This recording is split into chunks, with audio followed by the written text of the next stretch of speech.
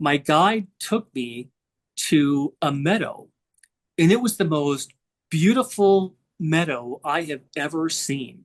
Rolling hills, gorgeous grass, and wildflowers. And so he disappears. He leaves me standing in this field, and I thought I was by myself. Mm. So I turned around, and there was a gentleman standing in front of me. He had a white robe on. He Mm. had a golden sash around his waist, and he had gold colored sandals that laced up his calves right Uh, to his knees. And he was different than everybody else I saw. mm. Because when I looked at his face, it was like there was all of this light coming out of his face, all of this energy, Mm. and I couldn't make out any of his features. Oh. And I immediately knew this was Jesus. Mm. This was the person that had a lifetime as Jesus. Mm. And he spoke to me and he said, "You must tell them there is no death."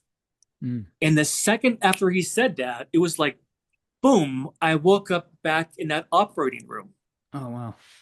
And ever since then, I've been trying to do what they told me to do to tell people that there is no death. Right. And one thing I want to tell your audience, because I know that the greatest fear of humanity has been the fear of dying. Mm. People think that it's the end of us, it's the end of consciousness, but it's not. Mm. When we die, we go back home again. That's our real home. Right. God had never intended this experience to be permanent. It's just a place that we come to learn and to grow. And that when our lifetime is finished, we go back home again. Mm. And the happiest day that any of us ever have is our last day, Mm. because that's the day we get to go home. And Yeah.